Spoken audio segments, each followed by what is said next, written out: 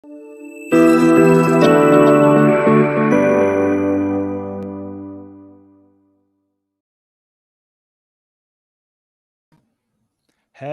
and welcome everybody to another episode of a What's New in Prisma live stream. Ryan, how are you doing today? I'm doing very well. How are you? I'm doing great. I am back in Berlin from Portugal, back from sunny Portugal, back to rainy and cloudy and gray Berlin. That's what November is like here. Yeah, that's what November is like here in Canada too, generally. But we've been lucky. We've had for the past almost 2 weeks, it's been really nice. And like the last week, especially, it got up to like 21 degrees. So it's like it's harkening back to summertime a little bit here in November, which is odd, but I'll take it. And it's starting to cool down again now, though. Yeah, we're gonna get snow soon, I think. Cool. Yeah, we have a very special episode today, actually. We had a packed release on Tuesday with a lot of really new and exciting features that we're going to talk about today. Then we'll also have a demo of the upcoming version of Prisma Migrate. So in fact, people can already try it out today and see how it works for them by joining our early access program. And we're going to show a little bit what kind of workflows you can now do with the new version of Prisma Migrate and how it's different from the current experimental version that people might be familiar with already. And I also want to point out that today we probably have a lot of Prisma folks, a lot of teammates in the comments watching here. So if anybody working at Prisma, or if you are not working at Prisma but just want to say hi to the Prisma folks, be sure to drop a comment here on YouTube. All right, Ryan, today we are doing something in reverse order. So usually I start talking about the latest release, but today you're going to intro us to what we have released on Tuesday. So why don't you share your screen and talk a little bit about the most exciting features that have been released on Tuesday? Absolutely. So it is a big release, like you mentioned. We have a lot of goodies in this release. So it's here on GitHub. If you go over to Prisma/Prisma on GitHub, it's in the latest release, 2.11. And we've got some really cool stuff. The first thing, and we'll touch on some demos as we go here, but the first thing here is native database types in the Prisma schema. And this is in a preview state right now. So this is sort of going to give you, it'll give you an inkling as to what you're going to get fully out of this once things are more developed. And we'll see that in the demo, but this is the starting point into these native database types that we've been talking about for a while. So the issue here is that if you create a Prisma model and you've got something that is typed as a string, for example, there's a set mapping of types that these will point to in each database. So type string here in your post is going to point to type text in your Postgres database, for example. There isn't up until now, there's not fine-grained control over what that field can be. So if you wanted it to be a varchar with a certain length, you can't do that through the Prisma model. And what people want, though, is the ability to do that. They want to be able to define very specifically what the types will map to in their database. So what we've got now is the basically the entry point to be able to do that, the initial work that needs to be there to make that happen. Right now, this is in a state where you are going to be able to pull these native types out of your database through introspection, and we'll see that in just a little bit. Right now, there isn't a way to get these into your database, but that is work that is forthcoming, and this lays the groundwork to make that happen. So we'll take a look a bit more into that in just a bit. Another item that we've got in this release is new scalar types. And so if you've been working with the Prisma model, you've seen things like int and string and these sorts of types. We've got some new ones now. We've got these ones, big int, bytes, and decimal. And these map up to these corresponding types within the various databases. So bytes will point to byte A in Postgres, long blob in MySQL, And there's the other ones as well, decimal and big int. So more opportunity to use what maps to kind of a native type through additional scalars. Now in Prisma 2.11, and that is opt-in with preview features. Native types is the one there. We've also got a long requested feature in, which is the ability to directly map to something, to a foreign ID through a relation. So previously, if you wanted to update or create an item pointing to a relation based on some kind of ID, you'd have to go through this connect object. And this is a little bit verbose. It's perhaps what looks like a little bit of unnecessary work when you're writing your create statements, for example. But now you can go directly to, for example, an author ID. You don't have to go through this whole connect step here. So that's going to cut down on your code. I know that people from Redwood and Blitz in particular are very happy to see this land. This is a long requested feature. We've got some other stuff going on. Transaction API now stable. Connect or create now stable. We've got some stuff with middlewares, and we've also got some migrate stuff that Niko's going to touch on. So there's a whole bunch in this release. I want to get over to the demos that I've got prepped for native types and for the ability to directly map to a relation. So let's go over to a project here that I've got. Is this the one? Yeah, native DB types. So as I mentioned in as I was scrolling through the release notes, we typically would have something like string here. We would typically have something like int or date time. And these have a specific mapping to something within each database. In this case, I've got a Postgres database. But there isn't any more fine-grained control over this. And so instead of just arbitrarily mapping to a text field, which is what would happen here, I might want to get more specific. And so if I go over to Table Plus, this will perhaps be hard to see. I can't zoom in here on Table Plus, unfortunately. But I've got title and body. Those have a type of text. And if I wanted to get more specific there, maybe with varchar, and give that a length of 100. And then in the body, I could do varchar 1000, maybe something like that. And we'll save those.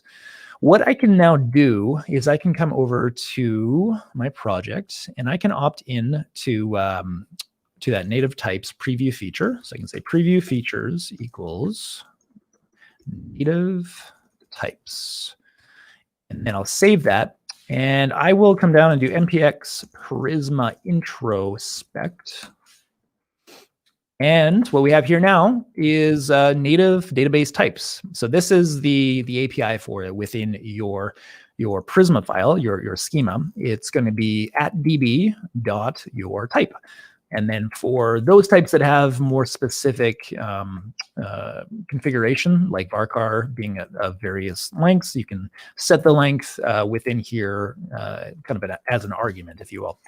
So these can be pulled out of your database currently. If you set these types within your database, you can use introspect to pull them out. And this is going to kind of decorate your Prisma schema with additional information. This is great if you're, working within your Prisma schema quite often and you want to know specifically what your fields are doing in your database. This is great for that.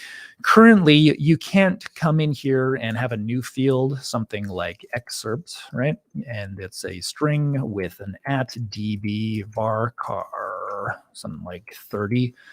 That is something that people want to do, obviously, and then be able to run migrate to add this to your database with this specific type and this specific length. That is forthcoming. That's going to be in future releases for this to have interoperability with migrate. But currently, it's just through introspect that you can pull these types out of your database. So some value added there, much more value to come in the future. So that's native database types.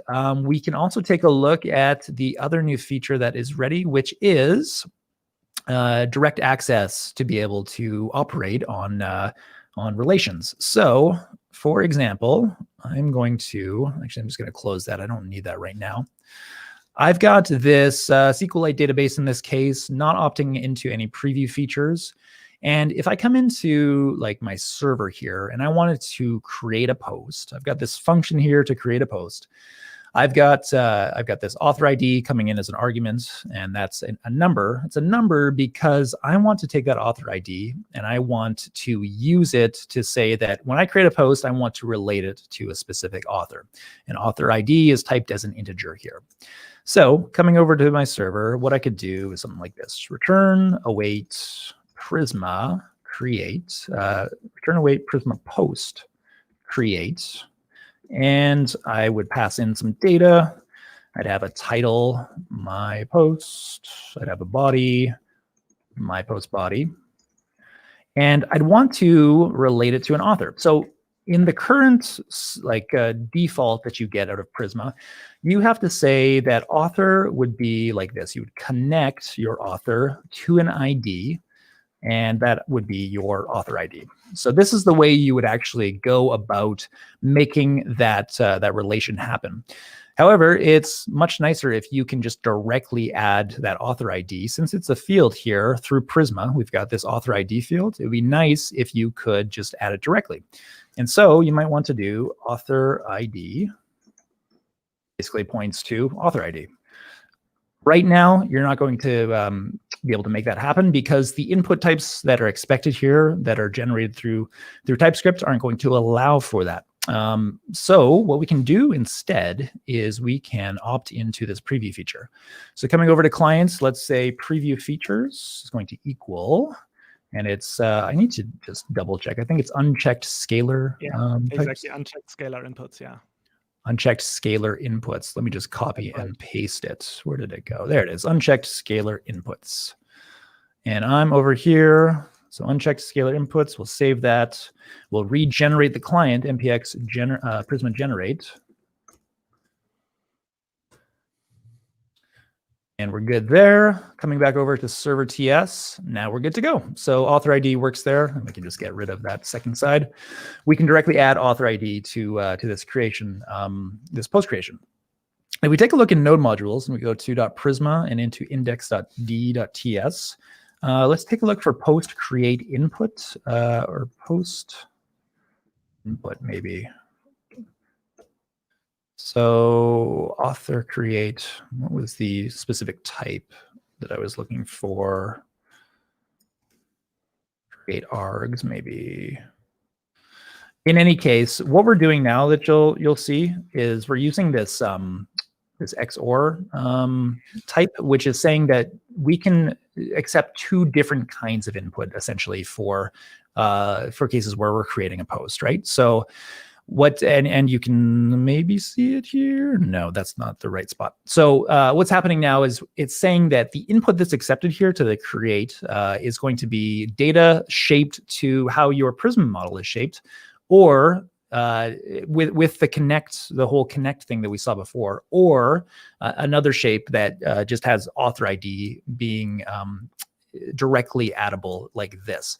So so it gives you the option of doing both ways, but not both, is the key there. So what would happen if you now try to, for example, also use the connect option right here inside and try to like set both at the same time? So you would try to set author ID and you would try to set the author via connect.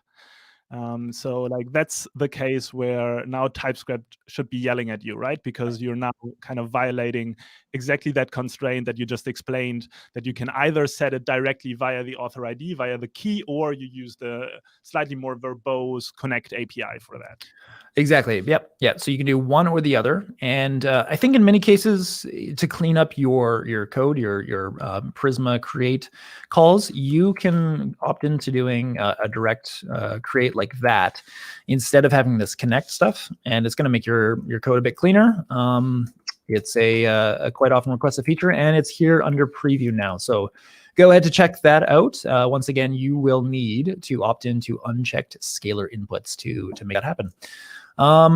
Yeah, so that's a quick overview of those two things. You can go to the release notes again to get a better sense of what's happening here and what the differences are. And yeah, I think with that, Niko, do you want to grab the next one? Oh, yes. I want to talk about middleware. Let me also quickly go ahead and share my screen up here. So let's quickly open up again the release notes as well to remind ourselves what the middleware feature is that we're getting. So the middleware model parameter is now typed.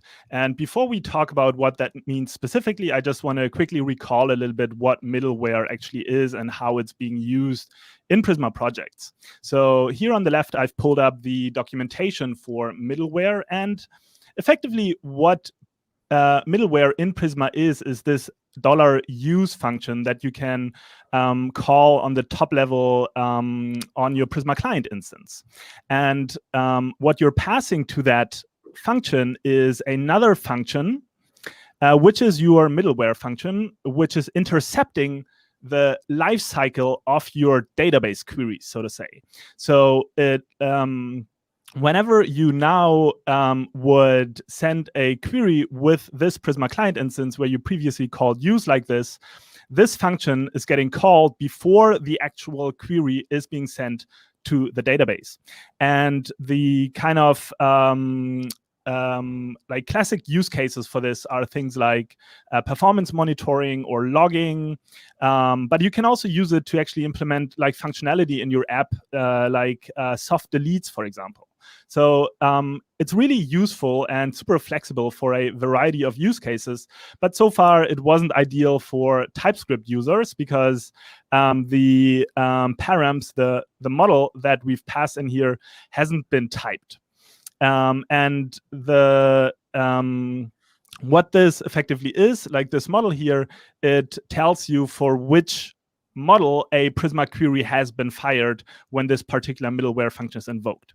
So let's take a look at an example real quick that I prepared here. And this is still on Prisma client version 2.10.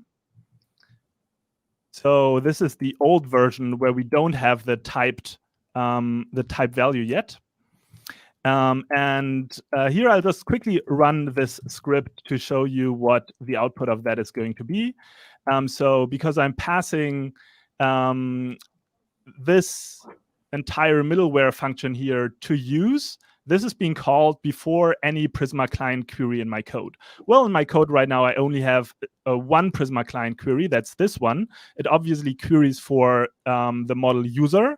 So in my function, in my middleware function, I'm kind of checking for which model this or the query is being called, and then I'll just log that it's either the post or the user model. And of course, you could do that a lot more efficiently. You could just have one console log statement where you would just log this. But here I wanted to illustrate what it's like to use this particular variable or like value within a switch statement. Because at the moment, what you don't get when you want to provide the values for the switch statement is auto-completion right here. And if you look at the type of this model field here, you'll also notice that this is just a string. So this is changing in Prisma v2.11. So let me go ahead and update my my Prisma client version by just changing the version package.json and reinstalling my Node modules. We'll see that if I run the code, then of course nothing is changing because this is not any functionality that is being added. But instead, what's happening is that this model, like this model value here, is now actually properly typed to a model name, and the model names they can be Prisma or user or post as is defined here. So now I can actually use that in my switch statement, and I get auto-completion for this, which is really nice. Small, but really nice win for the people that are making heavy use of middleware functions. All right. I think that is pretty much everything that we wanted to talk about in today's release. So as you mentioned in the beginning, there are a couple of more things that are part of this release. For example, we promoted the transaction and connect or create APIs to stable. If you're interested in all the news, then be sure to check out the release notes. But I think it's time for a demo of Prisma Migrate, of the new Prisma Migrate. Yes, Have please. you tried the new version already, Ryan? I have not yet done so. I've gone full into Prisma DB push, but new migrates preview wise, I'm all ears and eyes right now. All right. So to maybe give a little bit of context to this, we are, as many of you are going to be familiar with, already working on a version of Prisma Migrate that is coming up, and that is going to kind of be the next evolution out of the current experimental version of Prisma Migrate. And that new version is already available in an early access program that you can just join yourself by going to this URL. It was pris.ly. I'll just quickly drop it in the comments as well. /migrate early access. And that's going to bring up this Notion document that has all the relevant information for you that you need to get started with that new version of Prisma Migrate. And now I want to give a quick demo, and I want to show you a couple of different workflows that you can use with that new version of Prisma Migrate. So let me go ahead and open up the project that I've prepared for that. Here is my Prisma schema. And I want to work with a new database that I'm going to create. I'll just quickly check that. I'll delete the database before I'm starting over. So we are starting completely from scratch. Here in Postico, we see that the Migrate demo database that I'm connecting with here in my connection URL doesn't exist yet. So what I want to do first is just show you the very bare bones and most straightforward use case of Prisma Migrate, where I'm just kind of mapping this Prisma schema to my database. And I kind of expect that Prisma Migrate is going to create these two tables for me, the post table and the user table. So here I go. I'll just I quickly want to point out that in order to use that new version of Prisma Migrate, you actually have to use a specific integration branch of the Prisma CLI. So you won't be able to access this new version with the latest release with just 2.11, but instead you have to use this migration branch. And you can find all the info for that also here in that document. And in fact, I just realized that I'm using an old version. I guess I can use the .5 version here instead of .3. Let me quickly reinstall my Node modules to make sure all the changes are taking effect. And then I can go ahead and show you the Prisma Migrate command. Is the font readable, by the way? I increased it a couple of times, but Ryan, it could go in maybe one or two more times if you got it. All right, that should be good. Maybe like this. Okay. So for the very first migration that I want to create, I just want to go ahead and create the migration and also directly create these two tables in the database. So I'm just going to run this command.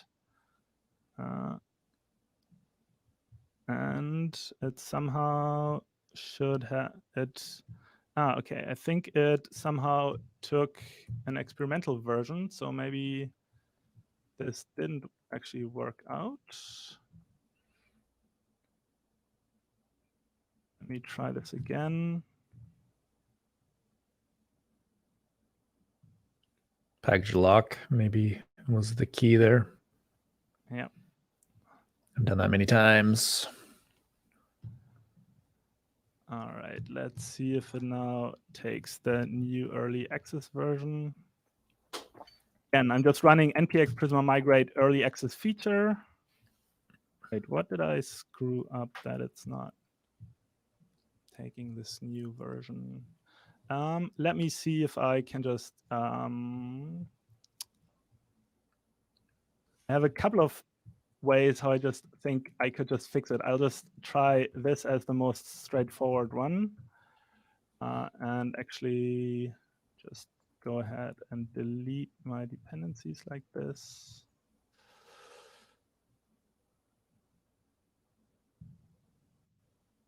Isn't it fun to watch people debug live on air? I actually enjoy it.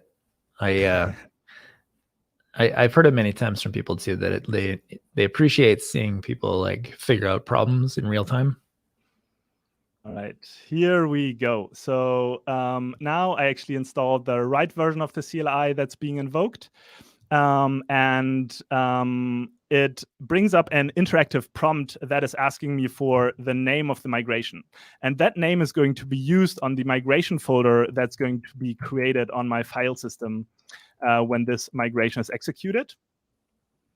So let's quickly take a look at that. And here we already see a big difference compared to the current experimental version of Prisma Migrate.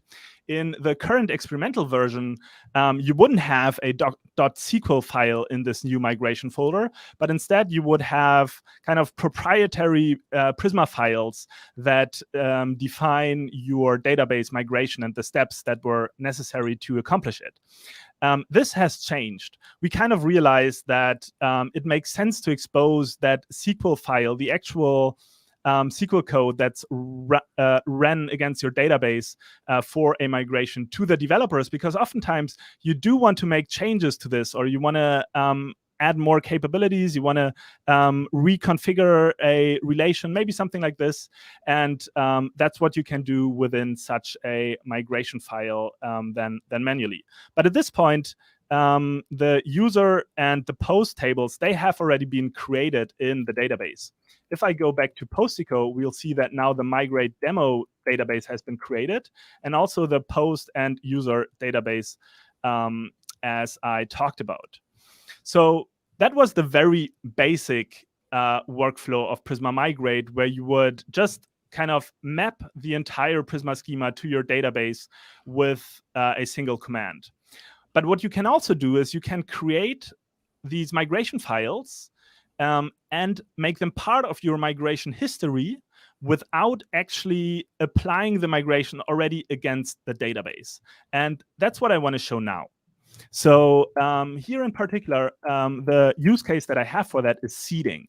So right now I have these empty tables, and you can imagine that if I share this entire project with some teammates, then people would want to run the same migrations that I did in order to get to the same state. And I now want to do them a favor by already seeding the database with a little bit of data. So I can do that by, again, running the Prisma migrate command, but this time I'm passing the draft option, which means that we only create a new file on the file system. In this case, it's even empty because this the Prisma schema hasn't changed at all. And I can now use this to add my own SQL code to it. And in this case, I prepared a little bit of seeding, a couple of seeding statements. So I'm inserting 2 users and 3 posts into the database. And this is now my second migration file. And if I want to run this migration, I can just use the Prisma migrate command, and it'll get automatically applied. And we can actually validate that the data has been created if we just look at Postico here, and the data that we see here has been created. So like one thing I noticed about the current version of like Prisma Migrate here is that the output that I'm getting is sometimes a little bit confusing. I mean, that's fair because it's still in the early access version. But at this point, I kind of would have expected that it tells me that the second migration has been applied, but it told me that everything was already in sync so that it didn't apply any new migrations.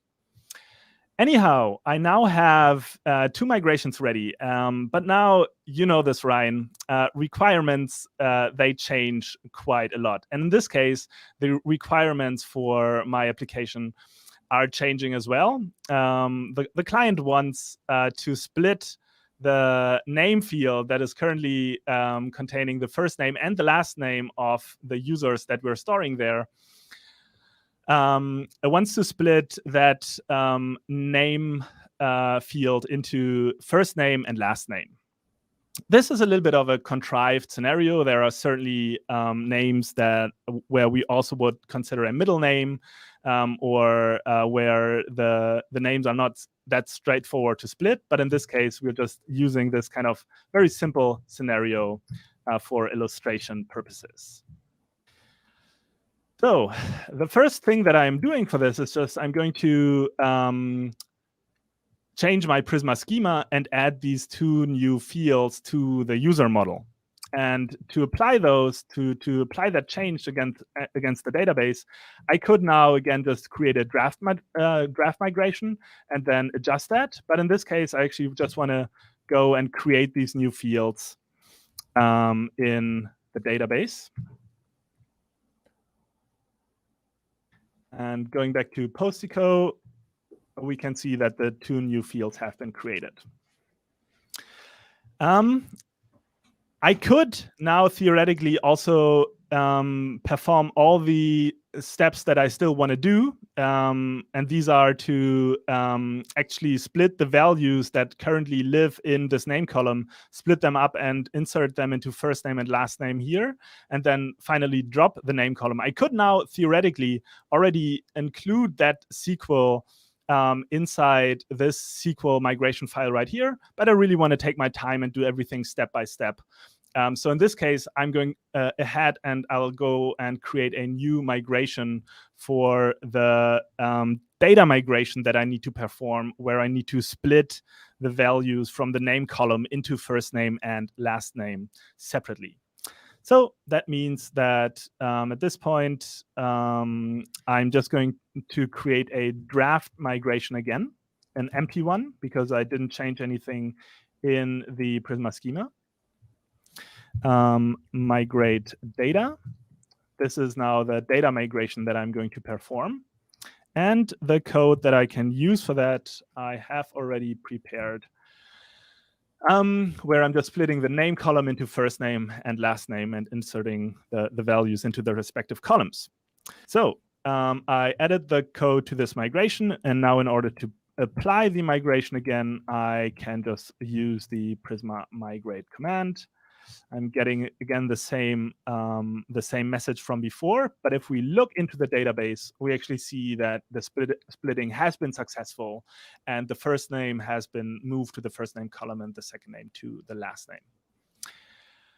All right. So the last thing that I need to do is I need to drop the name from the user field. And again, this is going to be just a 1 command migration where I am applying the Prisma schema directly. Delete name. I'm accepting data loss, of course, because I'm deleting a column. But I'm not worried about that because I already migrated the data from that column into the appropriate 2 other columns that I needed. All right. That was the flow of Prisma Migrate that I wanted to demonstrate. I haven't followed the YouTube comments right here, but I've seen that in the beginning, Tom, like one of the Rust engineers who is working on Prisma Migrate, is currently also watching the stream or has been watching the stream in the beginning. So drop your comments in there. We have lots of Prisma folks that are watching the stream right now. That is a great demo, Niko. Thank you. So how can we think about this? The current version of Migrate that is experimental, with the experimental flag. That requires 2 steps. You would save your migration, and then you would do up. You would put it up, I guess, your migration. 2 steps. This new migrate would just be a single step unless you do a draft. So you would make your changes, and then you create your migration. The migration is then created and run in 1 step. Is there a way to split that out as into 2 steps, aside from just the draft flag, or is that the way to do it? Yeah. So the draft is the way to do it if you need to do it in a more fine-grained way. And I think you can actually compare the save and up command that we have in the current experimental version of Migrate. You can somewhat compare that to running Prisma Migrate with the draft option. So that would be the save command. In that case, you just create the migration files on your file system. And then to actually apply them, you're running npx Prisma Migrate. And I really like how we restructured the Prisma Migrate CLI there and made the migrate command just the default. And then everything falls out from there kind of with the draft option. I didn't show this. You could also specify the name for the migration instead of always running into the interactive prompt. So there are a couple of things that you can do with this new version of Prisma Migrate. And we'd love to hear everybody's feedback, of course. So if you have a use case for this, and the use case is not in a production application with a couple of hundreds of thousands of users, then please go ahead and try this out in your hobby project or in your non-critical applications where it might be acceptable to maybe lose some data if things go really bad. Yep, absolutely. Feedback is welcome. You can drop it in here in the YouTube chat if you got it now, or follow up with us on Twitter or wherever you happen to be. All right, so I guess we should move along, to the next spot, which is we've got a new page to demo. And this is the second page of this series, I guess you could call it, where we're showing integration examples and the use case that you would maybe find yourself with if you want Prisma with whatever technology you're thinking about. We did Prisma with Next.js. We've got a page for that. Now we've got Prisma with GraphQL. And Niko will talk a bit about that. Yeah, here it is. I just wanted to show people this new page indeed that we have been creating. And if you've been following, then you also already know that we created a similar page for Next.js. And the purpose of these pages really is to show you how Prisma fits together with these technologies through a couple of illustrations and code examples that we are putting on these pages. So here is the page for Next.js. And today I want to talk about the page for GraphQL because due to the history that we have as a company, there still is a strong association that a lot of people have in mind when they think about Prisma with GraphQL as a technology.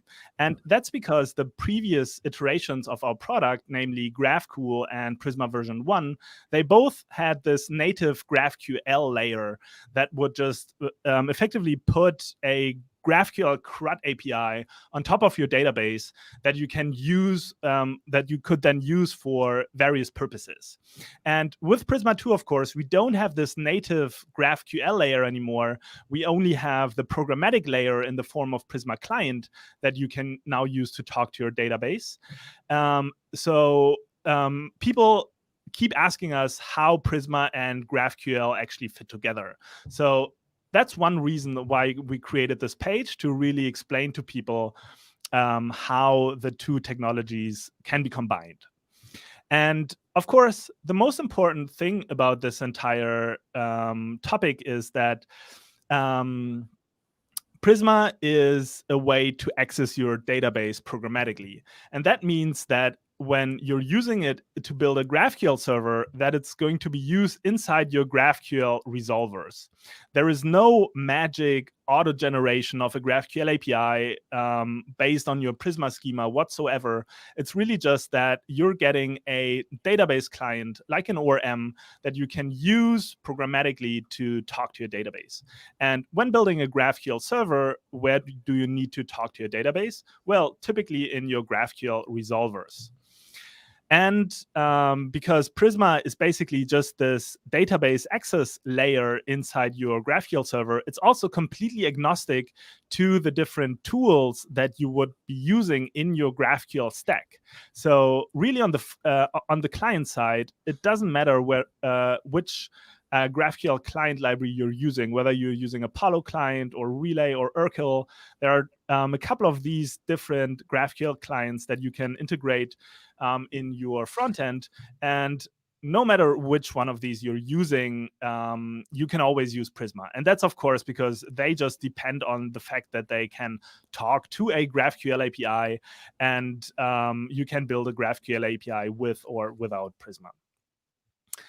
On the server side, it's exactly the same. So, of course, you can use it with Apollo server, with Express GraphQL, or if you're using Nest.js and maybe Type GraphQL, then you can also use Prisma Client. And it's still used in exactly the same way as the database access layer in your resolver.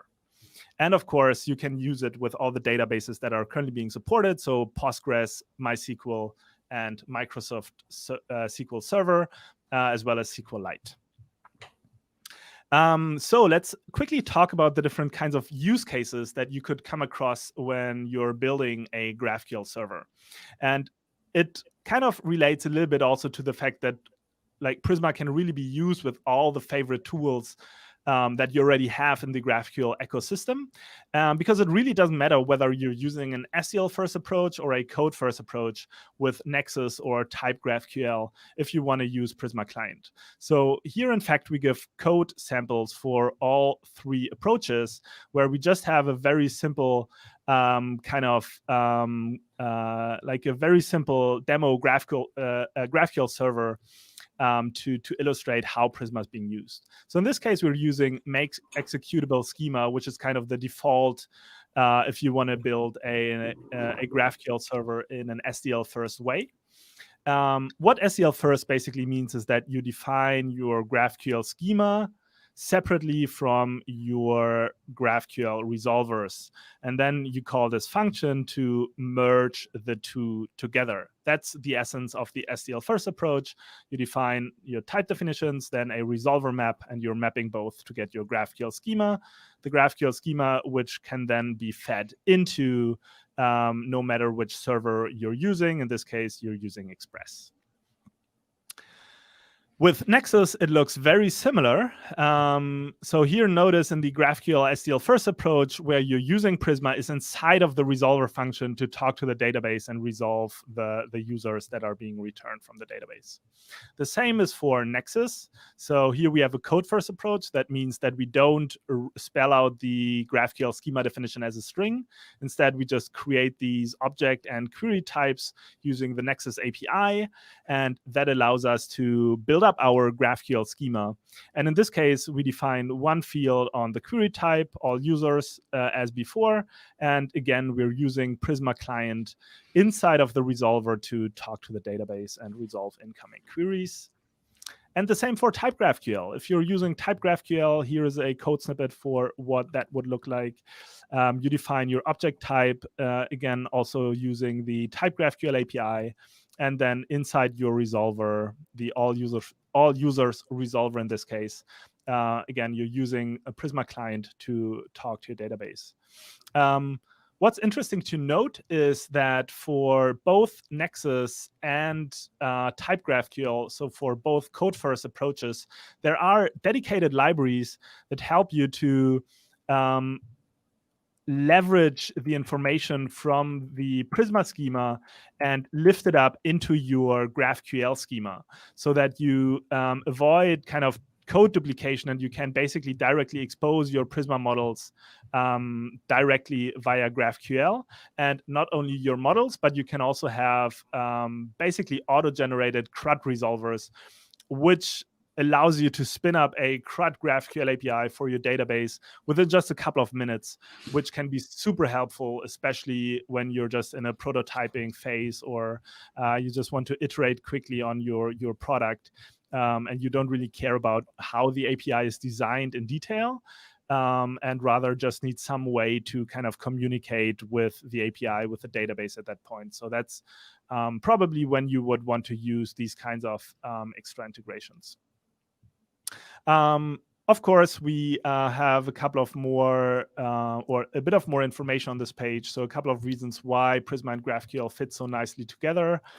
Then, of course, we want to talk a little bit about our history as a company, like where we're coming from, that we're now part of the GraphQL Foundation, linking the GraphQL resources that we have been working on in the past.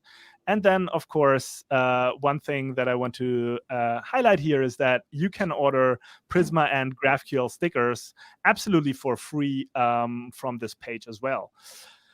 So have fun exploring the content on this page. And I think, Ryan, we are slowly getting ready to wrap up the stream today.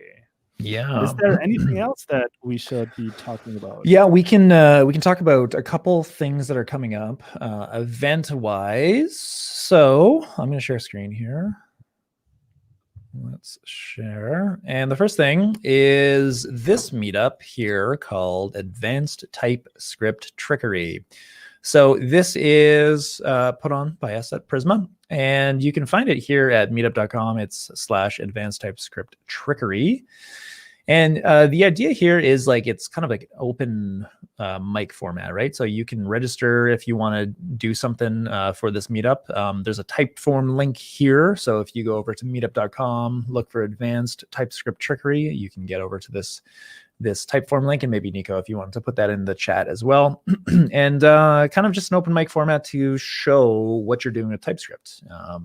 Kind of come with some use cases, some examples, what have you, and you can attend this. You can speak at it if you drop your topic in. And the first event of this format is December 1st. So Tuesday, December 1st at 6 p.m. Berlin time. So hope to see you there online, of course. The next one to mention is Node.js Wroclaw, number 8. We'll have our very own Jason Kuhrt speaking at, and he will be talking about some stuff to do with Nexus. So this is an introduction to Nexus schema, basically, that he'll be putting on. So yeah, Jason will be speaking at Node.js Wroclaw. What's the date on this one? November 17th. So that's next Tuesday, 6 p.m. Berlin time. That is Berlin time, right? GMT +1. I believe so. Yeah. I believe that's Berlin time. So yeah, check that one out too. That's next Tuesday. And then the last thing we want to mention was just we tweeted this recently. This is just giving you a sense of what we're doing with subtitles. We love to sponsor talks love to sponsor events, I should say, to provide subtitles. So, a big way that we like to get involved is we like to make things more accessible for conference goers, for meetup attendees, that sort of thing. And so if you are looking for someone to sponsor your event specifically through subtitles, we'd love to get in touch with you on that. And you can reach out to us at sponsorships@prisma.io. Yeah, so that's what I wanted to note on those topics. I think that is about it. That takes us. Stop screen. That takes us to the end of our content today. Is there anything else that we should talk about though that you have in mind? I don't have anything concrete in mind, but I just wanted to point out that, like, from the events that you talked about, I'm really excited about the advanced TypeScript Trickery one. And I also want to emphasize that it's indeed not your traditional meetup, so to say, where you'll have a live stream with one presentation where like one person is talking and then you have a passive audience.